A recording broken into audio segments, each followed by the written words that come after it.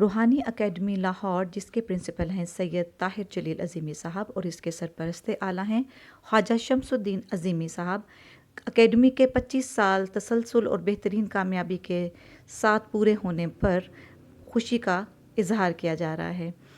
یہاں پر تعلیم دینے کے لیے کسی رنگ و نسل، مذہب و ملت کی کوئی قید نہیں، بلکہ سب لوگوں کو ایک پلیٹ فارم پہ جمع کیا جاتا ہے کہ ہم سب ایک آدم کی اولاد ہیں۔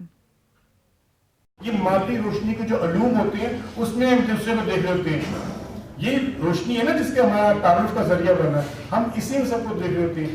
ایک مومن اس روشنی کے بیہائنڈ وہ نور جو اس روشنی کو سنبھالے ہوتا ہے، وہ مومن اس نور کی نظر سے دیکھتا ہے۔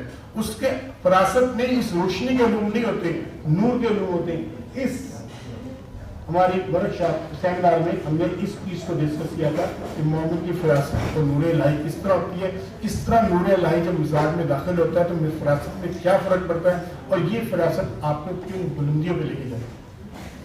ہماری 11ویں ورکشاپ تھی، مطلب اس ہستی کو اتنا الگ کر لیتے ہیں، باقی تمام ہستیوں کا انکار کر دیتے ہیں۔ یہ جو انکار کرنا ہوتا ہے، یہ جو مذہب کے اندر قوانین میں تبدیلی پیدا کرنی ہوتی ہے، وہ جو افاقی مذاہب کے قوانین ہوتے ہیں اپنی مرضی شامل کرنی ہوتی ہے، یہ منافقت ہوتی ہے۔ اس طرح مذاہب کے لوگوں نے، مذاہب کے پیروکاروں نے منافقت سے پیدا ہو کے ان مذاہب کو دوری پیدا کی، مذاہب کو اللہ سے دور کر کے مذاہب میں فلسفہ گھسا دیا۔ ہمارے یہاں آپ تفسیریں پڑھیں، فلسفے گھسے ہوئے، اس کا فلسفہ، اس کا فلسفہ، یہ طریقہ، وہ طریقہ، اللہ کا پیغام کیا کہیں گے پیدا ہو گئی۔ ہر کوئی کے موٹیویشن لیکچر دے رہا ہے، انسانی کردار کی بلندی کی بات کر رہے ہیں، بے شمار لوگوں نے بات کی۔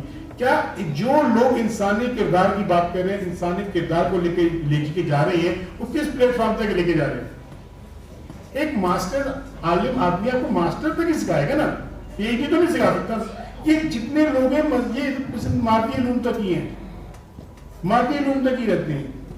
اگر آپ نے انسانی کردار میں جانا ہے، آدمی کے کردار سے انسانی کردار میں جانا ہے، تو آپ کو روح میں جانا پڑے گا۔ آگے روٹی میں ذائقے میں فرق نہیں ہوتا، گندم میں فرق نہیں ہوتا، حرام کا کھانا زیادہ مزیدار ہوتا ہے، زیادہ اچھا ہوتا ہے، لیکن وہ پھر آپ کو کہاں کہاں پے کرنا پڑتا ہے۔ اس ٹائم تو بڑے مزے سے کھا لیتے ہیں آپ، وہ جو آپ کے اندر چلا جاتا ہے، گریب کر لیتے ہیں، بڑے خوش ہوتے ہیں، جب اس کا پے کرنا پڑتا ہے پھر روکتے ہیں، یار یہ ہوا کیا میرے ساتھ، یہ میرا ایکسیڈنٹ کیوں ہو گیا، میرے ساتھ یہ کیوں ہو گیا۔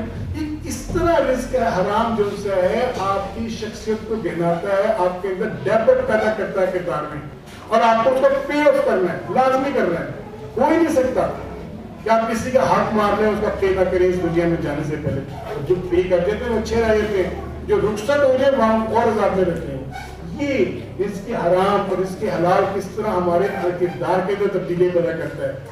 کیوں انبیاء بھوکے رہ لیتے تھے لیکن اس کے حرام نہیں آتے تھے؟ انبیاء کے شاگردوں نے ہر حال میں گزارا کر لیا، ننگے رہ لیے، بھوکے رہ لیے، بغیر مکان کے رہ لیے، لیکن حرام کی طرف نہیں گئے، اس لیے کہ وہ ایک لمحے کا مزہ جو سا ہے ان کو ساری زندگی میں دیکھ رہے ہیں۔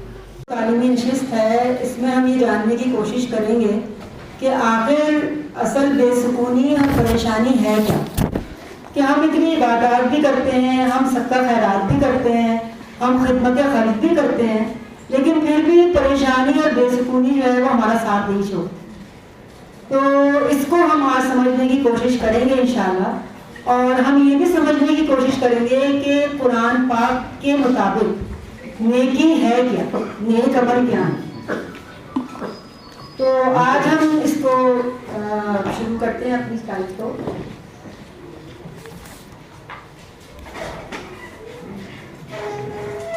سب سے پہلے تو یہ سمجھنا ضروری ہے کہ ہم عام طور سے یہ بات سمجھتے ہیں کہ صرف گوشت پوست اور ہڈیوں سے جو بنا ہوا یہ مادی جسم ہے یہی اصل ہے، اور ساری زندگی ہم اسی جسم کی آسائش اور آرام کے لیے گزار دیتے ہیں، اپنی تمام تر جو توانائیاں ہیں وہ اسی جسم کے لیے ہم صرف کر دیتے ہیں، جبکہ یہ حقیقت نہیں ہے۔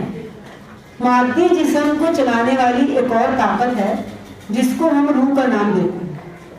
حضور عظیم روحانی سائنسدان حضور قلندر بابا اولیاء رحمۃ اللہ علیہ فرماتے ہیں کہ جس طرح ہم اونی لباس بناتے ہیں، مادی جسم کی حفاظت کے لیے ہم لباس بناتے ہیں، چاہے وہ اونی ہو، چاہے وہ سوتی ہو، چاہے وہ ریشم سے بنا ہوا. جب وہ لباس جسم پر ہوتا ہے تو وہ حرکت کرتا ہے. کبھی ایسا نہیں ہوا کہ ہاتھ ہلائیں اور آستین نہ ہلے, اور کبھی ایسا نہیں ہوا کہ اگر ہینگر پہ سوٹ لٹکا ہوا ہے تو اس میں حرکت ہو. تو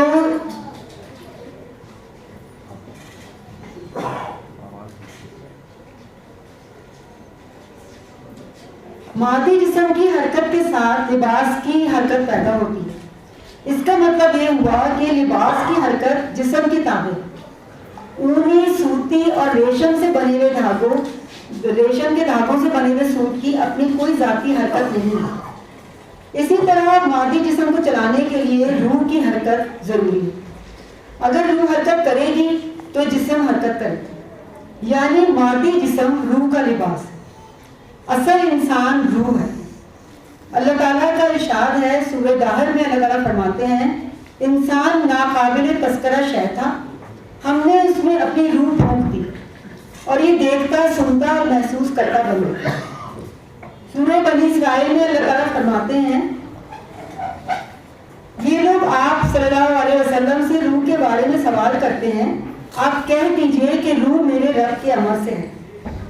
یعنی روح نے ایک طرف جو ہے وہ مادی جسم کو سنبھالا ہوا ہے, ہمیں چلا رہی ہے, ہمیں کھلا رہی ہے, ہمیں پلا رہی ہے, ہمیں حرکت دے رہی ہے, اور دوسری طرف اس کا براہ راست تعلق جو ہے وہ اللہ تعالیٰ کے ساتھ ہے.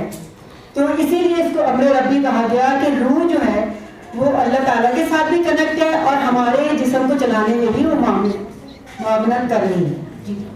تمام جتنے بھی مذاہب ہیں دنیا میں انہوں نے اس بات کا شدت سے اصرار کیا کہ یہ جتنی بھی ممنوعات ہیں جو منع کی جاتی ہیں چیزیں جو ہم نے پہلے بھی ڈسکس کی ہیں, ان پہ بہت اصرار کیا کہ وہ نہ کی جائیں تاکہ ہم اپنے نسمہ کی حفاظت کر سکیں اور نسمہ کی جو توازن ہے اس میں کوئی بگاڑ پیدا نہ ہو.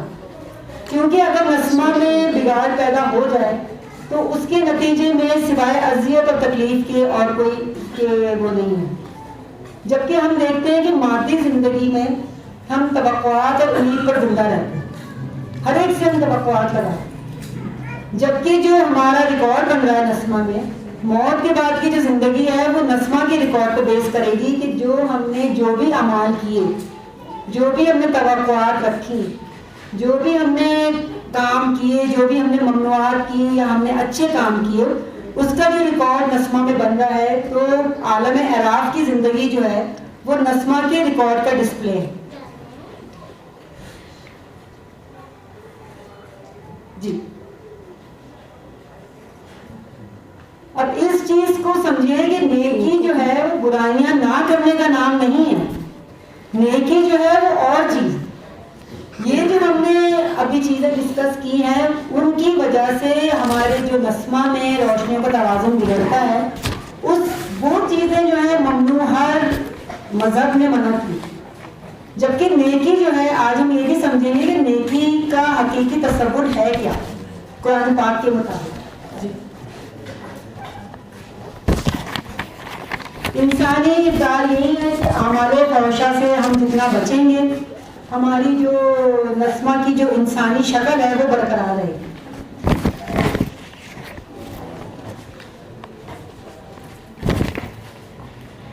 صلاۃ قائم کرنے کا قرآن پاک میں کہا گیا ہے. تو صلاۃ قائم کرنے کا جو نتیجہ ہے وہ ایک طرف تو یہ ہے کہ وہ فحشہ اور منکرات سے روکتی ہے. یعنی اگر ہم صلاۃ قائم کر رہے ہیں اور وہ ہمیں منکرات سے یا فحشہ سے ہم نہیں رک رہے تو ایسی نماز کا کوئی فائدہ نہیں ہے. اور اس میں قرآن پاک میں بھی کہا گیا کہ ایسی نماز نمازیوں کے منہ پہ دے مانی جائے. تو صلاۃ قائم کرنے کا جو ایک مقصد تو یہ ہے کہ وہ خود بخود ہمیں ان اعمال سے روک دیتی ہے جس سے ہمارے نسمے میں بگاڑ پیدا ہو. صلاۃ کا جو دوسرا ہم اس کو کہتے ہیں کہ اللہ تعالیٰ کو ہر لمحہ موجود جاننا.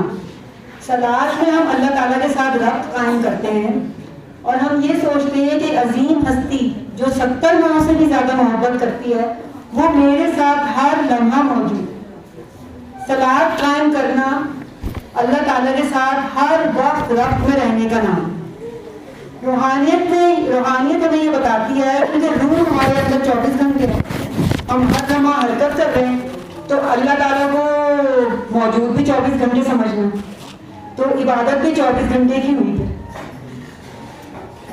جی نیکی کا تصور اور قرآن پاک.